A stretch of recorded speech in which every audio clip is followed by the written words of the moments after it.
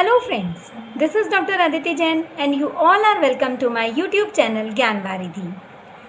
आज की हमारी इस वीडियो में हम योग दर्शन के विषय में डिस्कशन करेंगे। तो जो योग है उसको एक स्वतंत्र दर्शन के रूप में प्रतिष्ठित करने का श्रेय जो है वो महर्षि पतंजलि को जाता है। योग सूत्र जो है उनका पहला प्रमाणिक ग्रंथ है जो महर्षि पतंजलि द्वारा लिखित है। इसकी रचना पतंजलि द्वारा 400 ईस्वी पूर्व में की गई थी। योग सूत्र में 4 अध्याय हैं। पहला अध्याय है समाधि पद, दूसरा साधन पद, तीसरा विभूति पद और चौथा कैवल्य पद। इनके बारे में डिटेल में हम थोड़ा बाद में चर्चा करेंगे।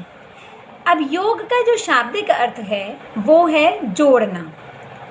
किसको किससे जोड़ना है? तो आध्यात्मिक आत्मा जो है और सांसारिक आत्मा जो है, इन दोनों को आपस में जोड़ना ही योग है, ऐसा कहा जाता है। लेकिन महर्षि पतंजलि ने योग का अर्थ जोड़ना नहीं माना है। उनके अनुसार योग द्वारा व्यक्ति अपने शरीर, इंद्रियों व मन पर नियंत्रण करके तथा प्रकृति व पुरुषों के मध्य सही निर्णय लेकर पूर्णता को प्राप्त करता है। यहाँ पर प्रकृति और पुरुष की बात की गई है। ये प्रकृति और पुरुष वही हैं जो सांख्य दर्शन में थे। जो योग दर्शन है वो सांख्य दर्शन से बहुत हद तक मेल खाता है।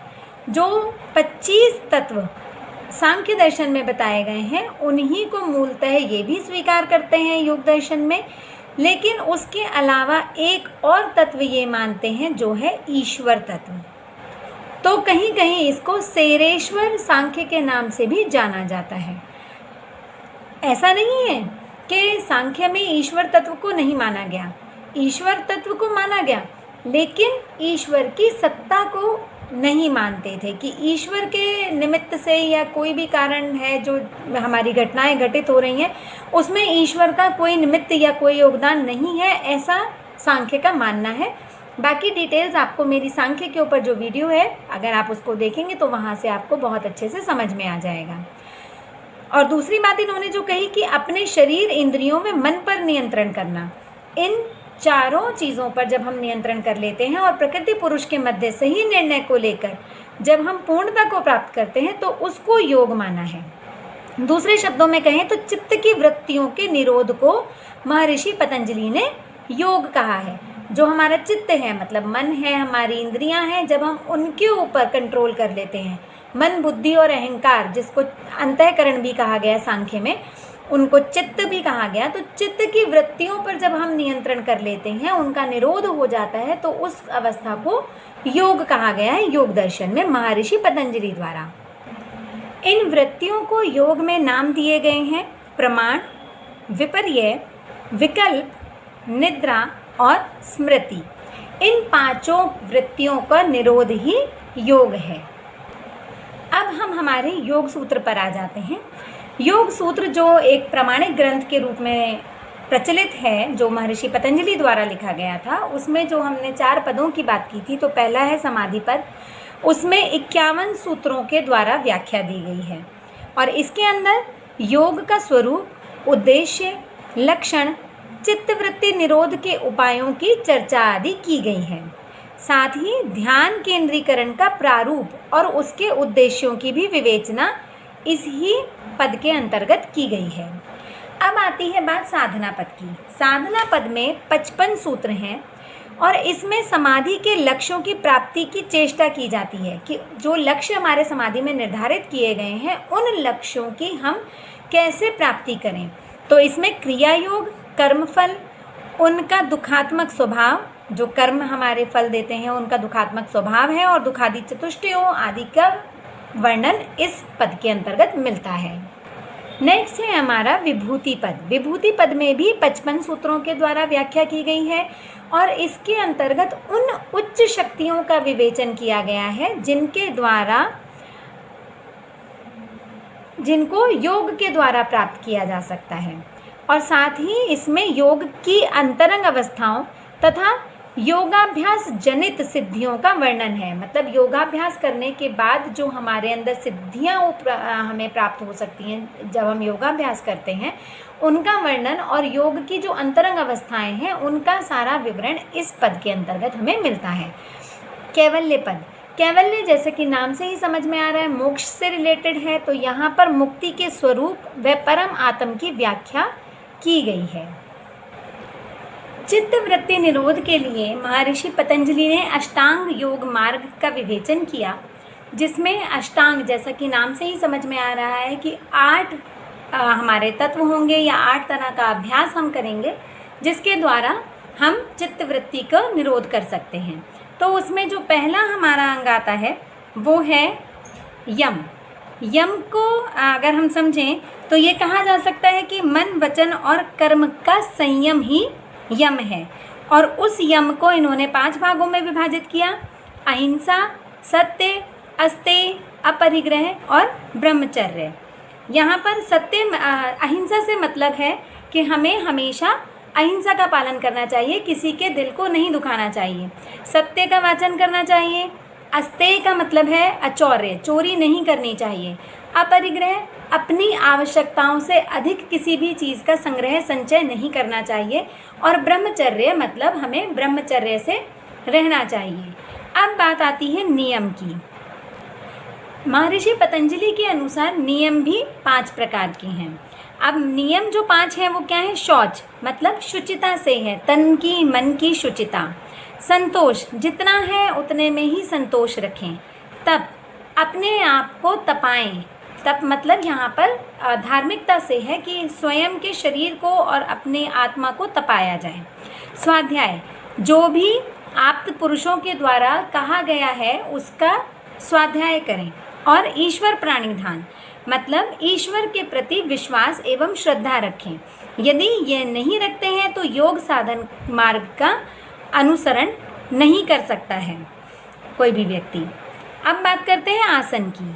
तो आसन से तात्पर्य क्या है? शरीर की ऐसी स्थिति जिसमें बहुत देर तक रुकने पर भी थकान ना हो।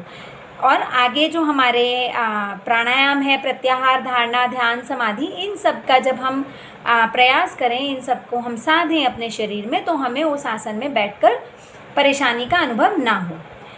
नाउ नेक्स्ट है हमारा प्राणायाम। प्राणायाम जो है वो सांसों से संबंधित होता है।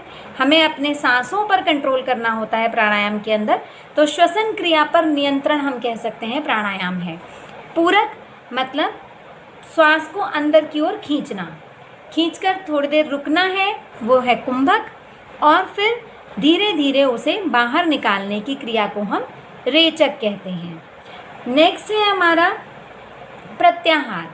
प्रत्याहार का अर्थ है इंद्रियों को बाहर से हटाकर अपनी ओर लेकर आना, अपने मन में लाना, इंद्रियों को बाह्य विषयों से हटा लेना, ये प्रत्याहार है। अब ये जो चारों चीज़ें हैं हमारी, पांचों चीज़ें हैं, यम, नियम, आसन, प्राणायाम और प्रत्याहार, ये बहिरंग साधन हैं। मतलब बाहर से हैं, बाहर हम अपने शरीर के साथ जो क्रियाएं कर रहे हैं, ये पांचों उसके अंतर्गत आती हैं। अब जो आगे की 3 हैं हमारी, ध्यान, धारणा, ध्यान और समाधि, ये क्या है? हमारे अंतरंग साधन हैं। धारणा में मनुष्य अपने चित्त को किसी भी एक विषय पर केंद्रित करता है। कोई भी अभीष्ट विषय हो सकता है जिसमें हमारा मन लगे, हमारे चित्त को हम ठहरा सकें, उस चीज़ पर, उस विषय पर अपने ध्यान को केंद्रित करना। धारणा जो है, धारणा ध्यान के लिए एक बेस है। और ध्यान का अर्थ क्या है? चित्त को अभीष्ट विषय पर लंबे समय तक केंद्रित करने का अभ्यास करना। एंड देन आफ्टर आता है हमारा समाधि। समाधि में ध्यान और धारणा के जो विषय हैं वो समाप्त हो जाते हैं, ज्ञेय और ज्ञाता का अंतर समाप्त हो जाता है, और मनुष्य जो है वो परमानंद की अनुभूति करता है। तो इसको समाधि कहा गया। ये तीनों ही अंतरंग साधन हैं योग के। पतंजलि का स्पष्ट मत है कि बिना सत्य, अहिंसा, अस्तेय, अपरिग्रह, ब्रह्मचर्य व्रत, शौच, संतोष, तप, स्वाध्याय, ईश्वर प्राणिधान, इन नियमों और यम का पालन किए बिना व्यक्ति योग के मार्ग पर बढ़ नहीं सकता है। अतः किसी भी योग साधक को यम और नियम को अपने आचरण का अंग बनाना चाहिए और उसके बाद ही एक एक करके समाधि तक के अंगों तक पहुंचने का प्रयास करना चाहिए। अब हम बात करते हैं योग और शिक्षा की। तो मनुष्य के अंतःकरण का वैज्ञानिक विश्लेषण योग दर्शन की विशेषता रही है। वास्तविक शिक्षा जो है योग दर्शन के अनुसार वो है मनुष्य की आत्मा को प्रकृति से हटाकर ईश्वर तत्व की ओर आकर्षित करना और उसी में आनंद की अनुभूति कराना। ये वास्तविक शिक्षा है। जो भी शिक्षा ये काम करती है वही शिक्षा वास्तविक शिक्षा है योग दर्शन के अनुसार। शिक्षा के उद्देश्यों की जब हम बात करते हैं तो सर्वप्रथम सबसे पहला उद्देश्य जिसे हम कह सकते हैं वो है मुक्ति प्राप्ति, क्योंकि मुक्ति की प्राप्ति होने से व्यक्ति जो दुखों से उसका साक्षात्कार हो रहा है उन दुखों से मुक्त हो जाता है। तो सबसे पहला उद्देश्य शिक्षा का मुक्ति प्राप्ति माना गया। दूसरा शारीरिक विकास। शारीरिक विकास में कर्मेंद्रियों व मन का विकास होता है। दूसरा आता है हमारा मानसिक विकास। इसमें मन का विकास और विचारों की शुद्धि के ऊपर बल दिया जाता है। नेक्स्ट है हमारा भावात्मक विकास। तो इसमें अहंकार तत्व का विकास, अहम में सत्व गुणों की प्रधानता का विकास आदि पर बल दिया जाता है। नैतिक विकास की जब हम बात करते हैं तो इसमें चरित्र के सभी गुणों का विकास सम्मिलित है। और उसके बाद आता है हमारा अनुशासन एवं सच्चरित्र का विकास, जो कि शिक्षा का मुख्य लक्ष्य है, क्योंकि जब तक बालक अनुशासन में नहीं रहेगा या उसके चरित्र का विकास पूरी तरह नहीं होगा तब तक वो मुक्ति की प्राप्ति नहीं कर सकता है। अब बात करते हैं शिक्षण विधियों की। तो पहली विधि है हमारी प्रत्यक्ष विधि। प्रत्यक्ष विधि में वो सभी ज्ञान अर्जन के साधन आते हैं जिनमें हम किसी चीज़ को देखकर या इंद्रियों के द्वारा हम ज्ञान अर्जित करते हैं। देखकर, सूंघकर, छूकर, किसी भी माध्यम से जब हम इंद्रियों का प्रयोग करते हुए ज्ञान को अर्जित करते हैं तो उस विधि को प्रत्यक्ष विधि कहा जाता है। तो सबसे पहली जो विधि इसमें मानी गई वो प्रत्यक्ष विधि है कि जब भी हम किसी बच्चे को कोई ज्ञान प्राप्त कराना चाहते हैं, उसको ज्ञान देना चाहते हैं, तो उसको प्रत्यक्ष विधि के माध्यम से दिया जाए। दूसरी विधि आती है हमारी अनुमान विधि। अनुमान विधि में किसी भी ज्ञात विषय के आधार पर किसी हेतु के माध्यम से शेष विषय का अनुमान लगाया जाता है। जैसे अगर हमने कहीं धुआं देखा तो उसके आधार पर हम ये अनुमान लगा लेते हैं कि कहीं पर आग लगी होगी। गीली धरती को देखकर हम ये अनुमान लगा लेते हैं कि शायद वर्षा हुई होगी। तो ये अनुमान विधि है। नेक्स्ट है हमारी शब्द विधि। जो आप्त पुरुषों की वाणी है उसको पढ़कर या उसको सुनकर जब हम उसको समझने का प्रयास करते हैं तो वो शब्द विधि के द्वारा ज्ञानार्जन कहलाता है। नेक्स्ट है हमारी योग विधि। इस विधि में आत्मा सीधे ज्ञान प्राप्त करती है। योग विधि में ज्ञाता और ज्ञात का कोई भेद नहीं रह जाता है और ज्ञाता सब कुछ स्वयं जान लेता है, सब कुछ करने में समर्थ हो जाता है। तो उस विधि को हम योग विधि कहते हैं। ये जो विधि है ये सामान्य लोगों के लिए थोड़ी दुष्कर होती है, आसानी से नहीं मिल पाती है उनको, या इसके द्वारा ज्ञान प्राप्त करना सभी लोगों के लिए सामान्यतः सरल नहीं होता है। अब बात करते हैं योग दर्शन और शिक्षक की। तो शिक्षक के लिए उन्होंने कहा कि कथनी के साथ साथ अष्टांग योग में भी शिक्षक को कुशल होना चाहिए। अष्टांग योग जो है वो भौतिक और आध्यात्मिक विकास में सहायक होता है, अतः शिक्षक से योगी होने की अपेक्षा की जाती है। तो जो योगी होगा शिक्षक वह बहुत अच्छे से अपनी बात को बच्चों तक पहुंचा सकता है और उनको योग के लिए प्रेरित कर सकता है। किंतु आज के युग में इस तरह के शिक्षकों की उपलब्धता प्रायः बहुत कठिनता से होती है। अब बात करते हैं योग दर्शन और बालक की। तो बालक के पूर्ण विकास के लिए आत्मिक पक्ष, शारीरिक पक्ष और मानसिक पक्ष, तीनों ही पक्षों के पूर्ण रूपेण विकास पर इन्होंने बल दिया है। और जब इन तीनों पक्षों का पूर्णतः विकास होता है तो बालक का जो व्यक्तित्व होता है वो अपने आप में बहुत ही उत्कृष्ट होता है। अब बात करते हैं विद्यालय के विषय में। तो योग दर्शन में विद्यालयों की जो बात की गई है उसे योग क्रिया के रूप में ही विकसित करने पर बल दिया गया है और ऐसा कहा गया है कि योग का शिक्षण विद्यालय में अनिवार्य रूप से होना चाहिए, जिससे बालक के संपूर्ण विकास पर बल दिया जा सके, या जो हम कहते हैं कि बालक का सर्वांगीण विकास किया जाना चाहिए, तो वो योग के द्वारा संभव है। इसलिए विद्यालय में योग शिक्षण के ऊपर इन्होंने बहुत ज़्यादा बल दिया है। मुझे उम्मीद है कि ये वीडियो आपको पसंद आई होगी। अगर आपको मेरे वीडियोज़ अच्छे लगते हैं तो उन्हें लाइक, सब्सक्राइब और शेयर करना ना भूलें। Thank you.